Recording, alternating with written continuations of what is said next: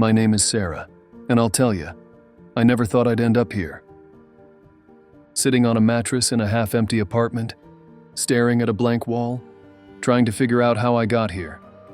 To this point, 18 years old, and alone, and somewhere out there, someone has the answers I need. When I was 7, my dad died in a workplace accident. One day he left for work and he never came home. It wasn't supposed to happen. Not like that. Not to us. It shattered my mother. And me too, though in different ways. My dad, my hero, just gone forever. The house felt hollow after that. Quiet, but not peaceful. Like someone had hit a mute button on our lives. Everything changed. The air felt heavier. The clocks ticked louder. The days stretched longer with unbearable grief. There was a lawsuit, negligence, equipment failure. I didn't understand the details, just that they picked apart the day he died like it was a math problem, trying to figure out what he was worth in dollars and cents. Like he was a number on a spreadsheet, not someone who used to tuck me in at night. Ultimately, Mom won. They awarded her damages in the 7 figures. A life's worth of money for a life that was gone. I didn't know what that meant then. Not really. I remember her crying over the check when her lawyer handed it to her. Not from joy, from exhaustion. Like she'd finally reached the finish line, and all it brought was silence. But my mom, she was smart. She didn't go out spending. She paid off our home, opened accounts, college funds. She even met with a financial planner. For a long time, she was careful, responsible. But loneliness is a hell of a predator. And Joe? He could smell it from across the gym. That is where they met. That is where he latched onto a grieving, lonely widow.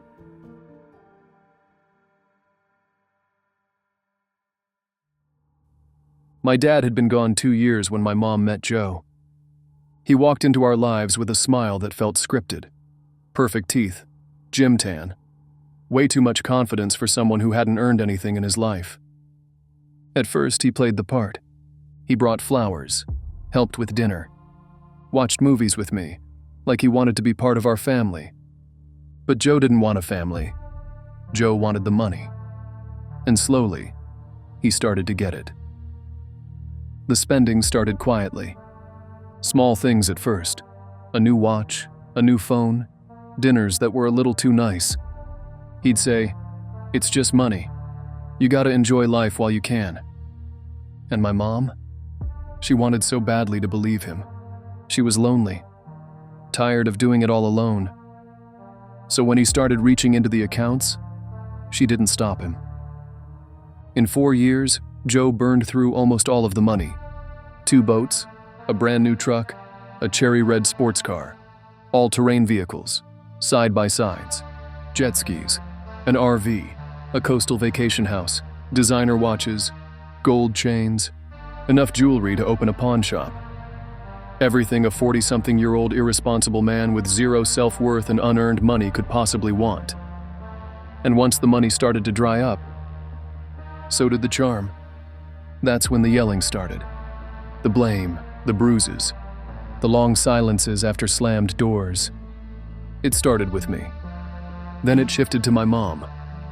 When my mom got pregnant again, I thought, maybe that would change things. Maybe having a baby of his own would make him gentler, more patient, more human. But it didn't. He didn't soften. Not even for my mom. Not even when she cried. And not even when Maya was born. Tiny and perfect, with his eyes and her smile. I was 13, old enough to know what she was stepping into. Joe hated anything that took attention away from him. And Maya? She was a sponge for love. Needy, loud, curious. That made her a threat. He never hit her in front of us. But I saw it. He'd break her toys, snap at her when she dropped things, grab her too hard by the wrist and say it was just discipline. And my mom, she always made excuses. You know how he gets. Don't provoke him. It's your fault for setting him off.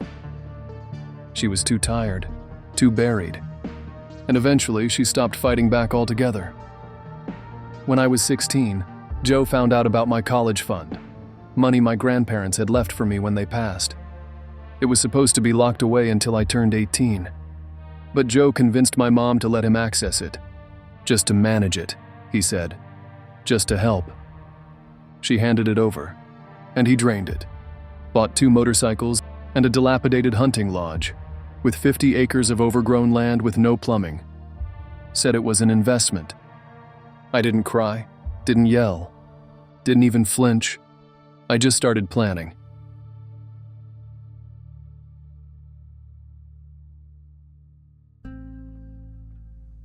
I graduated high school at 17. Early.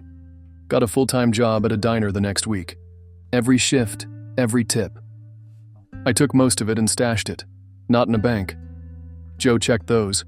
I hid it in old shoe boxes, inside my coat linings, behind the vent in my room. Every dollar was counted and saved. But I did leave some money out where Joe could see it, so Joe would take it. I called it the asshole tax. Just enough to keep him from looking for the real stash. A decoy. And I waited. Then my 18th birthday came. No celebration, no happy birthday. Not a single word from Joe or my mom. Just another day on the calendar. To them. To me, it was everything. I worked that day. Double shift at the diner. I got home after dark. The place was quiet. Maya had been asleep for hours, her tiny nightlight casting soft animal-shaped shadows across the hallway. The TV in the living room was still glowing, flickering with the dull light of some late-night crime show. My mom was passed out on the couch, one arm draped over her stomach, her empty wine glass leaving a ring of condensation on the side table. And Joe? He'd been gone a week. Off at the hunting lodge, fixing it up, he claimed. Which usually meant drinking, avoiding us, and spending money he didn't earn. There was an envelope on the counter. Cream-colored, heavy, unopened, certified mail. My full name printed cleanly across the front. I knew, before I even touched it, that it was something big. I could feel it, like it had been waiting for me. I took it into the bathroom, locked the door, sat on the ledge of the sink and stared at the envelope in my hand. Then I opened it. It was from a law office out of state, one I didn't recognize. But I recognized the name inside. My father, gone over a decade, and still, somehow, still looking out for me. He'd made me the sole beneficiary of a separate secondary life insurance policy, locked until I turned 18. He'd done it quietly, without my mom knowing. No fanfare, no explanation, just faith. It was in the mid-6 figures. It was more than enough. Enough to get out. Enough to take Maya. Enough to disappear. My hands shook as I read through the paperwork. I wasn't used to this. People thinking ahead for me, protecting me, laying foundations for a future I'd stopped believing in. It felt like a message from beyond, like he knew I'd need this, like he saw what was coming, saw Joe.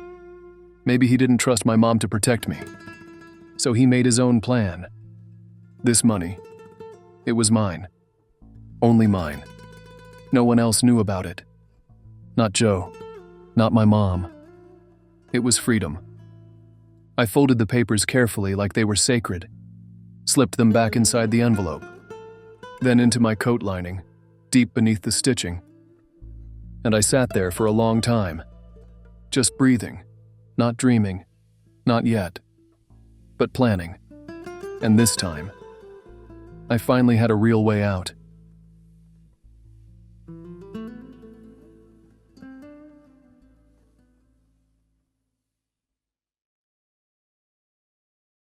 I called the number on the letter, spoken to a man named Carter from the law firm.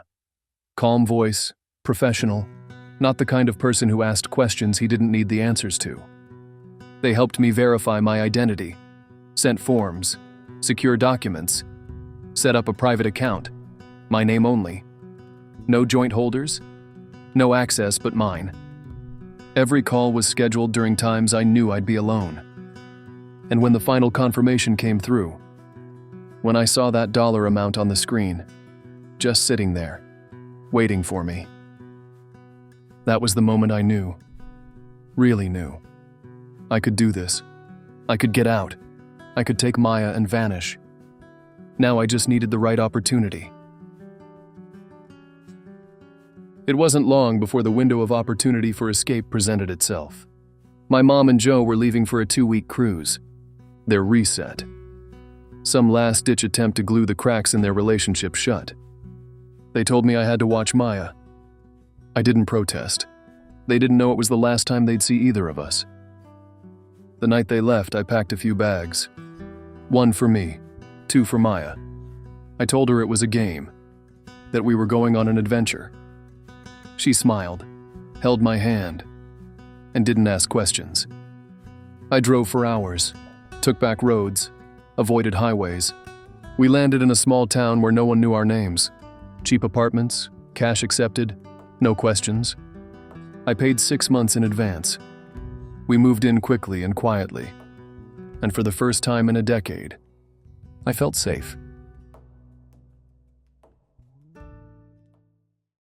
A few days after we moved in, there was a knock at the door. It was a woman, probably early 30s, maybe a little younger. Friendly face, soft eyes, dark hair pulled into a neat bun. She was dressed in leggings and a cozy sweatshirt, like she'd just come back from yoga or school drop-off. She smiled as soon as I opened the door. "Hi, I'm Rachel. I live right downstairs." There was a kind of effortless warmth to her, like she'd walked out of a commercial for neighborhood coffee shops. The kind of person who talks to the cashier by name. "I saw you and your daughter moving in earlier this week," she said, "but didn't want to bother you while you were settling. I just wanted to say welcome." She handed me a little bundle of baked goods, banana muffins wrapped in plastic wrap, tied with a ribbon that looked like it came from a dollar store. Still warm. It felt real, like the kind of thing normal people do. "I have a daughter too," she added, "about the same age. You'll probably hear them thumping around upstairs once they meet, hopefully not through the ceiling." We both laughed. For the first time since I left home, something about my life felt ordinary. Not like I was on the run. Not like I was in hiding. Just 2 moms in an apartment building trying to get by. And Maya, she peeked out from behind me and gave a shy little wave. Rachel waved back, crouched a little so she wasn't towering over her. "You'll have to bring her by sometime. We've got an old play kitchen and a million crayons she'd love to share." "Sure," I said. "That'd be great, actually." And I meant it. I was relieved. Rachel wasn't pushy. She wasn't nosy. She didn't ask what brought us here or where we came from. She was the kind of neighbor you want. Kind. Helpful. Normal. And the thought that Maya might have someone to play with, someone her age, who didn't come with memories of slammed doors and broken toys, that meant everything. The next few days passed quietly. I worked on building a routine, woke up early, made breakfast, took Maya to the park, tried to breathe like I hadn't spent the last decade choking on fear. And every night I reminded myself, we were safe. For now. We were safe. But I knew the clock was ticking. My mom and Joe were halfway through their cruise. I had maybe a week before they got back and realized we were gone. I didn't know what they'd do. Call the police? Report me? It didn't matter. Because Maya was safe. And I wasn't going to let anyone take that from her. Not ever again. That Friday, Rachel stopped by again, arms full of groceries, her hair pulled back in a loose ponytail. She smiled like she always did. Bright, warm, easy. The kind of smile that made you want to smile back. "My daughter's birthday is tomorrow," she said. "Just a small thing. Some cake, music, A few kids from the complex. You should come by. Bring Maya." I glanced at Maya, who was already inching closer, eyes lighting up. Rachel leaned in a little. "Nothing fancy, just a chance for the girls to meet. It's good for them to make friends, you know?"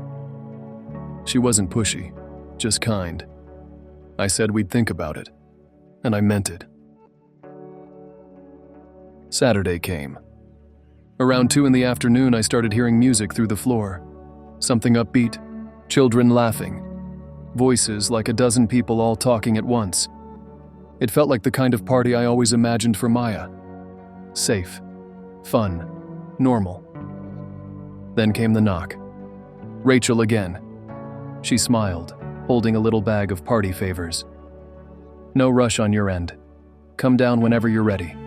But if Maya wants to come now, we can get her settled in before the rest of the chaos kicks off." I looked at Maya. She was already grabbing her little shoes, already halfway dressed in the sparkly outfit we picked out at the store earlier that week. I hesitated, just for a moment. But Rachel had never given me a reason not to trust her. I needed to learn to live a little. And Maya looked so hopeful. "All right," I said, "just for a little while." Rachel reached out and gently took Maya's hand. "Come on, sweetheart. There's cupcakes waiting." And they disappeared down the stairs together. I stayed behind, cleaned the kitchen, wiped the counters, folded clothes that didn't need folding. 15 minutes passed, then 30. I changed into something decent, pulled my hair back, grabbed a pack of juice boxes we'd picked up earlier that week, just in case. And I headed downstairs. The hallway was still, but the music was louder now. Voices, laughter, the happy clatter of dishes, like a party in full swing. I knocked on the door. No answer. I knocked again, harder. Still nothing. But the sounds kept playing, just on the other side. So I tried the doorknob. It turned. So I turned the doorknob and walked in. What I saw left me gripped in complete horror.